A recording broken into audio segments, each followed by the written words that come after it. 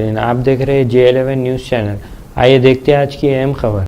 रुकन assembly Mahbubnagar N Srinivas Reddy ने आज महबूबनगर मुस्तखर के पार्टी दफ्तर में पार्टी के दीगर कायदीन के हमरा सहाफ़ती कॉन्फ्रेंस से खिताब करते हुए कहा कि इंतखाबात के नताइज कल सामने आ चुके हैं।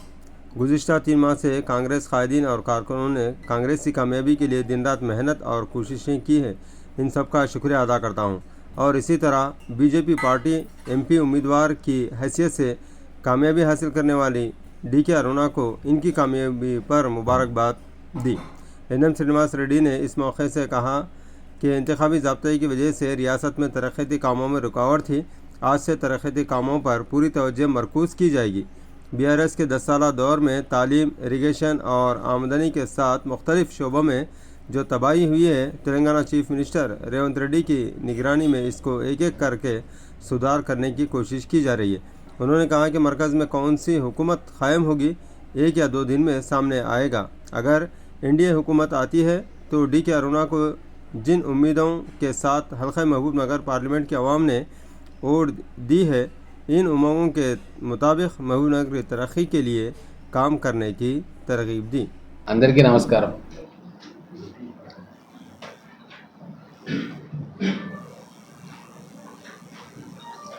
ఎలక్షన్ రిజల్ట్స్ నిన్నటితో అయిపోయినాయి. హోరాహోరీ పోరాటం జరిగింది. కాంగ్రెస్ పార్టీ కార్యకర్తలు అందరూ 3 నెలలుగా అహోరాత్రులు శ్రమించిండ్రు. చిన్న బూత్ స్థాయి కార్యకర్త నుంచి రాష్ట్ర నాయకుల వరకు అందరూ కూడా మహబూబ్నగర్ పార్లమెంట్ సీట్ను కాంగ్రెస్ పార్టీ గెలవాలని చెప్పి చాలా తీవ్రంగా ప్రయత్నం చేసింది. వాళ్ళందరికీ కూడా పత్రికాముఖంగా ధన్యవాదాలు తెలుపుతా ఉన్నాం. అలాగే బీజేపీ పార్టీ తరఫున ఎంపీగా గెలిచిన DK అరుణ గారికి శుభాకాంక్షలు తెలుపుతా ఉన్నాం, కంగ్రాట్స్ చెప్తా ఉన్నాం. గత 2 నెలలుగా ఏదో ఒక కారణంతో ఎలక్షన్ కోడ్ అమల్లో ఉండి అభివృద్ధి పనులు అన్నీ ఆగిపోయినాయి. ఈరోజు నుంచి మళ్ళీ అభివృద్ధి మీద దృష్టి పెడదాం. 10 ఏళ్ల TRS పాలనలో 100 ఏళ్ల విధ్వంసం జరిగింది. వాటన్నిటిని కూడా ఒక్కొక్కటిగా సరిచేసే ప్రయత్నం రేవంత్ రెడ్డి గారి నాయకత్వంలో రాష్ట్ర ప్రభుత్వం చేస్తూ ఉంది. అనేక రంగాలు విధ్వంసానికి గురైనాయి. ఆర్థిక రంగ విధ్వంసం, విద్యారంగ వినాశనం, ఇరిగేషన్ ప్రాజెక్ట్స్ అన్నీ కూడా కుప్పగూలడం లేదా మధ్యలో ఆగిపోవడం, వీటన్నిటినీ ఒక్కొక్కటిగా గాడిన పెట్టాల్సిన బాధ్యత ఈరోజు కాంగ్రెస్ ప్రభుత్వం మీద ఉంది. దానికి చిత్తశుద్ధితోటి మన ముఖ్యమంత్రి గారు, మంత్రివర్గం, ఎమ్మెల్యేలు ప్రయత్నం చేస్తూ ఉన్నారు.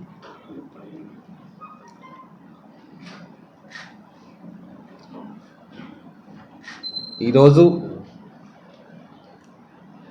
మహబూబ్నగర్ పార్లమెంట్ ప్రజలు బీజేపీ అభ్యర్థి DK అరుణ గారిని ఎంపీగా గెలిపించారు. నిన్నటిదాకా ఎలక్షన్ వాతావరణము ఏ పార్టీకి ఆ పార్టీ కార్యకర్తలు సహజంగా వాళ్ళ పార్టీలు గెలవాలని చెప్పి ఎవరికి తోచినట్లుగా వాళ్ళు కష్టపడతారు. ఇంకా ఇప్పుడు ఎలక్షన్స్ అయిపోయినాయి, రిజల్ట్స్ వచ్చేసినాయి. ఇప్పుడు మనం అభివృద్ధి మీద దృష్టి పెట్టాల్సిన అవసరం ఉంది.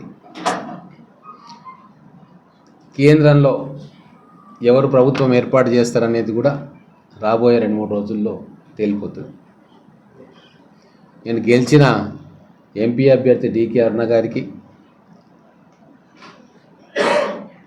హృదయపూర్వకమైన శుభాకాంక్షలు తెలుపుకుంటూ వారిపైన కూడా గురుతరమైన బాధ్యత మహబూబ్నగర్ పార్లమెంట్ నియోజకవర్గ ప్రజలు పెట్టిండ్రు.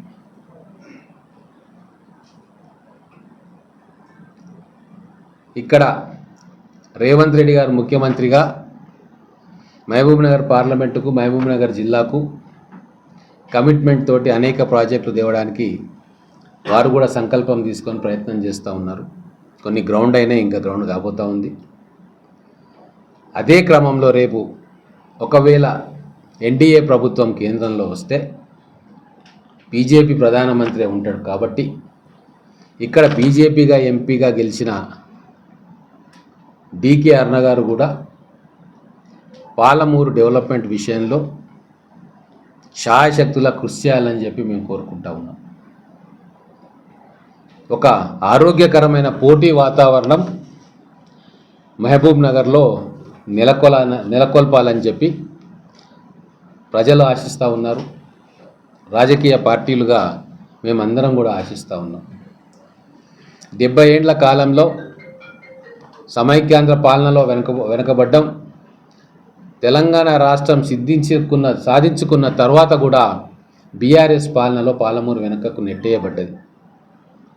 కాబట్టి ఇప్పుడు రాష్ట్ర ముఖ్యమంత్రి రూపంలో రేవంత్ రెడ్డి గారి ద్వారా, ఇప్పుడు కేంద్రంలో ఒకవేళ ఎన్డీఏ అధికారంలోకి వస్తే ఎంపీగా గెలిచిన మీరు ఇద్దరు కూడా ఒక ఆరోగ్యకరమైన పోటీ వాతావరణంలో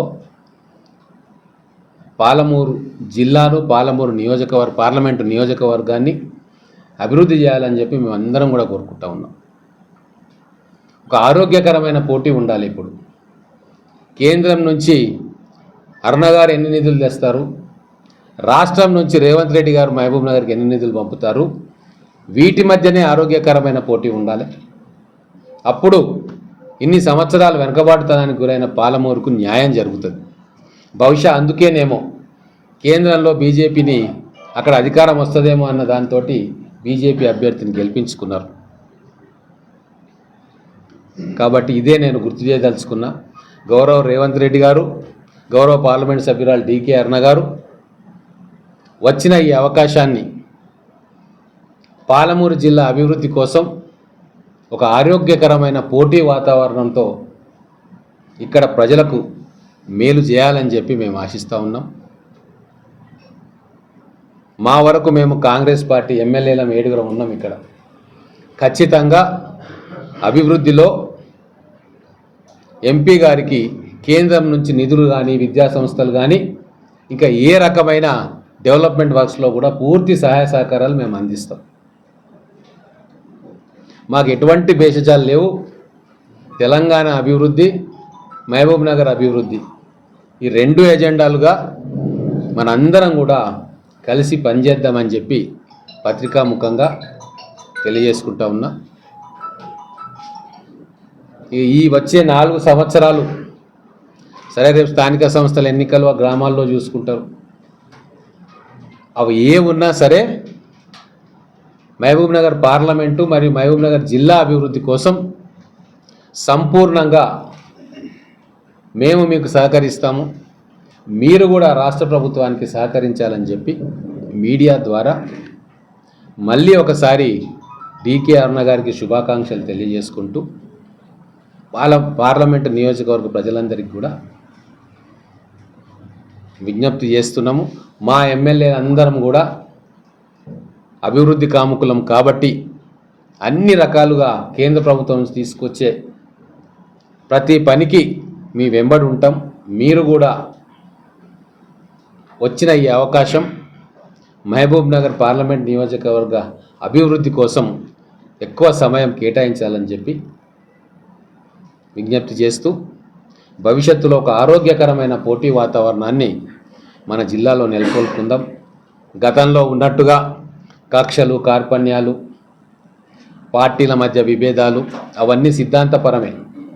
అభివృద్ధి విషయానికి వస్తే అందరం ఒకటే. మహబూబ్ నగర్ అభివృద్ధి కోసం అందరం కూడా కలిసికట్టుగా పనిచేయాలని చెప్పి ప్రజలు తీర్పు ఇచ్చారు. కాబట్టి ప్రజా తీర్పును శిరసా వహిస్తూ గౌరవిస్తూ ఆ మార్గంలో ప్రయాణం చేయాలని చెప్పి సవినయంగా అందరికీ కూడా మనవి చేస్తాం. हमारे चैनल को लाइक कीजिए, सब्सक्राइब कीजिए, शेयर करना ना भूलें।